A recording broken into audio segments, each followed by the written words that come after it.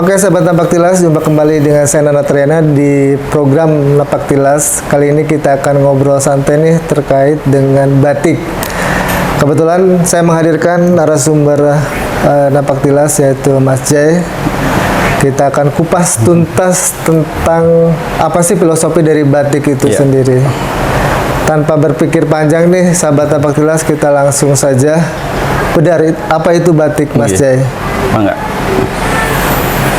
Jadi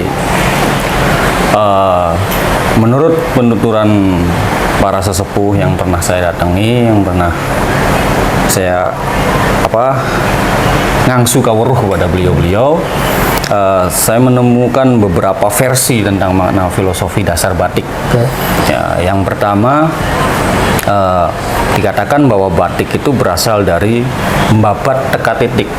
Babat teka titik. Iya, jadi kalau bahasa orang pleret itu kan, babat teka titik itu maksudnya adalah mengerjakan sesuatu dengan sedikit demi sedikit, step by step gitu, dari satu tahapan ke tahap yang lain. Jadi tidak boleh buru-buru, harus pelan-pelan. Terus yang kedua, batik itu adalah dari kata dari huruf B, A, T, I, dan K. Nah, ketika dibalik itu menjadi kata kitab. Oh, batik kitab. Nah, jadi kalau dari depan itu kan dibacanya batik, tapi ketika dibaca dari belakang jadinya kitab. Karena batik itu sendiri adalah suatu karya tinggalan yang diberikan oleh leluhur kita supaya kita berpikir makna apa atau pesan apa yang ingin disampaikan oleh orang-orang terdahulu dalam mendesain batik. Makanya ketika kita menggunakan batik, ketika kita mengenakan batik, itu tidak lain dan tidak bukan adalah usaha kita untuk menapak tilas sebenarnya sih. Jadi menapak tilas apa yang ingin leluhur kita sampaikan itu melalui karya batik. Makanya dari motif-motif batik itu memiliki makna dan filosofi tersendiri kan. Makanya ketika kita membawa batik, ya sejatinya itu sedang membawa kitab, sedang membawa suatu ajaran yang ingin disampaikan oleh leluhur. Oke, jadi batik itu adalah ajaran yang tersembunyi. Betul, atau terselubung lah ya. Iya. Nah, selanjutnya yang ketiga, jadi batik itu sebenarnya adalah memiliki makna, memiliki maksud bak dan tik. Jadi kalau dalam ajaran tasawuf itu ada suatu ungkapan bahwa kita harus mencari makna daripada titik bak. Nah, titik bak itu adalah tidak lain tidak bukan seperti yang kita ketahui dalam khasanah tasawuf itu, bahwa seluruh alam semesta itu terrangkum di dalam Al-Quran. Nah, seluruh isi Al-Quran terrangkum dalam kalimat Bismillahirrahmanirrahim atau Al-Fatihah ayat pertama. Nah, kalimat Bismillahirrahmanirrahim itu terrangkum di dalam huruf ba, dan huruf ba itu terrangkum di dalam titiknya.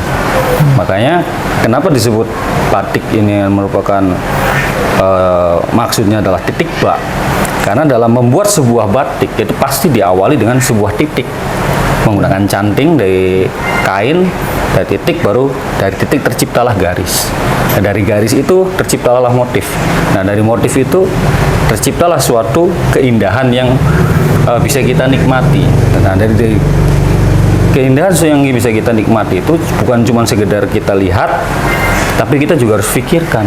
Nah, balik lagi seperti yang filosofi pertama dan yang kedua, ada rahasia apa di dalam motif tersebut? Nah, itu pertanyaan besar sebenarnya. Saya tadinya mau nanya seperti itu, ternyata Mas Jay udah tahu duluan. Apa itu makna ininya, Mas? Jadi balik lagi bahwa dulu pembatik itu adalah kaum laki-laki awalnya, dan sebagai sarana untuk olah rasa gitu kan. Nah, makanya ketika kita mau melihat motif batik itu balik lagi karena diiringi dengan laku, maka seperti ada magnet tersendiri gitu ketika kita untuk mengagumi batik tersebut. Nah, adapun untuk masalah makna-makna yang terkandung di dalam motif batik, tentunya setiap motif itu memiliki pesan tersendiri. Jadi setiap motif itu memiliki pesan masing-masing gitu, yang berbeda untuk kita.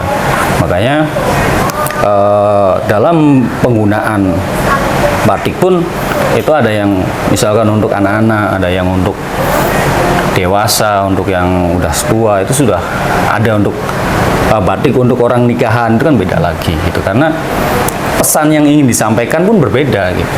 Walaupun kalau kita ambil satu garis lurus ya intinya sih sama gitu. Tujuannya sama. Betul, tujuannya sih sama. Nah, itu batik sendiri kan tadi Mas Jaya sampaikan awalnya adalah laki-laki yang membuat batik itu dengan tujuan tadi apa? Olah rasa. Jadi cipta rasa dan karsa itu dia dituangkan melalui sebuah karya batik. Oh, okay. Jadi kalau awal sih memang bukan tujuan komersil gitu. Makanya dulu pemakai batik itu ya masih di kalangan terbatas, belum kalangan umum gitu kan. Nah, itu estimasi tahun berapa sih Mas ada batik itu? Khususnya batik Cirebon lah ya. Khusus batik Cirebon, kalau menurut cerita tutur, makanya saya tidak berani mengatakan ini benar atau salah kan. Cuman kalau menurut cerita tutur dari era Mbah Buyut Trusmi itu ya sudah mulai budaya membatik gitu, karena bagian daripada untuk sarana menyebarkan agama Islam itu sendiri. Makanya kalau estimasi kehidupan Mbah Buyut Trusmi itu sekitar abad 14 akhir lah gitu. Berarti itu udah cukup lama Sudah cukup lama. Nah, batik pertama itu kan berarti lahir dari kalangan mana nih? Kalangan perguruan atau kalangan apa nih? Jadi awalnya sih kalau kita lihat dari sejarah perkembangan batik, karena Cirebon itu keraton sentris, maka kemungkinan besar ya awal muasalnya itu ya dari keraton dulu, Oke. baru menyebar ke luar gitu.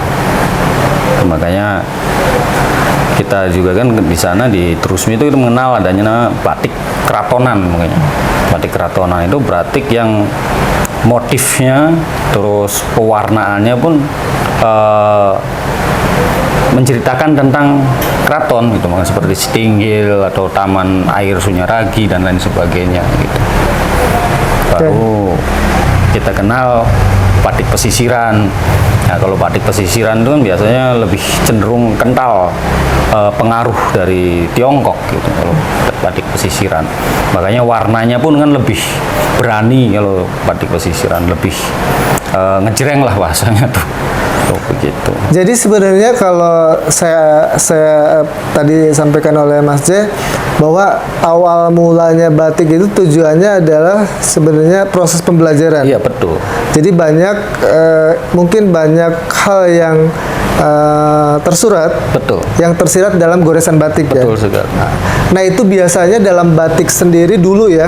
Dulu itu lebih mengajarkan tentang hal apa itu, Mas? Nah, jadi kalau kita di Cirebon nanti kita mengenal namanya petarekan Cirebon. Jadi petarekan Cirebon itu adalah torikoh gitu. Bagaimana manusia balik lagi untuk mengenal Tuhannya melalui memikirkan ciptaan-ciptaannya. Maka di batik Cirebon itu biasanya lebih kaya tentang yaitu alam gitu. Nah, kalaupun ada gambar binatang itu biasanya distilasi, disamarkan dengan dedaunan gitu. Makanya karena di dalam Islam sendiri itu kan untuk menggambar yang bernyawa atau hewan dan lain sebagainya itu diharamkan gitu, tidak diperbolehkan. Makanya binatang-binatang itu distilasi menjadi bentuk dedaunan dan lain sebagainya seperti itu. Jadi awal utamanya ya memang bukan tujuan komersil gitu, tapi tujuan untuk olah rasa itu tadi, bahwa sambil menggoreskan canting itu dia juga kan sambil berpikir. Makanya kadang-kadang kalau menggoreskan canting itu kan pembatik itu tahan nafas. Oh gitu. Iya, biar lempeng, biar tidak putus gitu garisnya gitu. Makanya kan di dalam motif batik sendiri kan kita nggak bisa salah-salah nih, tapi sudah ada kerangkanya. Makanya kita tinggal ngisen-ngisen aja, tinggal mengisi, tinggal meneruskan garis yang sudah pola yang sudah dibuat gitu. Makanya harga batik tulis ya kalau secara komersial mahal tuh emang kesulitannya luar biasa sebenarnya sih. Dari mulai proses mola sampai proses terakhir pewarnaan itu juga memberikan nilai jual yang tinggi selain keindahan motifnya itu sendiri. Itu kalau zaman sekarang seperti itu kan. Tapi makanya zaman dulu ya suatu kebanggaan gitu ketika kita bisa membuat batik yang baik, kemudian kita pasrahkan, kita hadiahkan kepada pemimpin seperti sultan misalkan, itu menjadi suatu kebanggaan gitu. Selain bahwa saya nih ya sedang belajar gitu, saya sedang belajar untuk mengenal Tuhan gitu. Makanya dari 3 filosofi batik tadi yang sudah saya sebutkan, maka bisa kita simpulkan bahwa intinya adalah tujuan utamanya adalah untuk belajar untuk menapaki jalan Tuhan. Jadi ada unsur dakwah Betul. dalam setiap batik. Kalau untuk motif batik sendiri, tentu sulit kalau untuk melacak misalkan motif ini buatan si A, motif ini buatan si B, karena rata-rata pembuat motif batik itu tidak meninggalkan namanya. Oh, oke. Jadi itu keunikannya ya. iya, makanya tidak ada misalkan ini misalkan katakanlah ini punya Mbah Buyut Rusmi atau ini punya Sunan Gunung Jati, pembuatnya itu kita tidak bisa mengatakan seperti itu karena memang tidak ada manuskrip yang menuliskan bahwa motif ini diciptakan oleh beliau, motif ini diciptakan oleh beliau ini gitu, tidak ada gitu. Makanya ketika ada negara lain yang mengklaim batik ya mungkin kita juga susah gitu. Cuman kan bisa kita buktikannya bahwa ya misalkan motif batik ini ya sudah ada di Cirebon dari sekian ratus tahun yang lalu, mungkin kita menangnya kan di situ. Tapi kalau misalkan siapa penciptanya, siapa pembuatnya, ya kita juga nggak tahu. Susah ya. Gitu. Karena tidak ditinggalkan. Nah, sama kayak perkara kitab atau naskah yang sudah kita bahas yang lalu, itu juga rata-rata kan pengarangnya itu tidak ditulis siapa pengarangnya itu. Semuanya anonim kebanyakan. Paling yang ditulis kan penyalinnya. Orang membeli batik sekarang itu di balik batiknya yang mereka beli itu ada makna, tahu nggak ya? Ya kalau menurut saya sih kebanyakan mungkin sudah tidak tahu. Tidak tahu ya. Bahkan ada salah satu guru saya yang mengucapkan secara ekstrim, bahkan orang zaman sekarang itu membeli batik itu sebenarnya bukan batik, tapi kain bermotif batik. Oh, oke.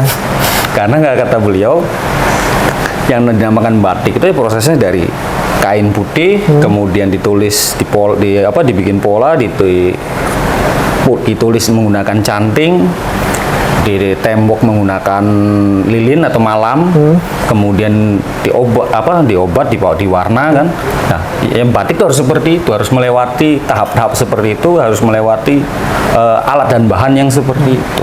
Kalau misalkan sablon dan lain sebagainya itu bukan batik. Motif batik. Iya, motif kain bermotif batik kata beliau. Nah, makanya kan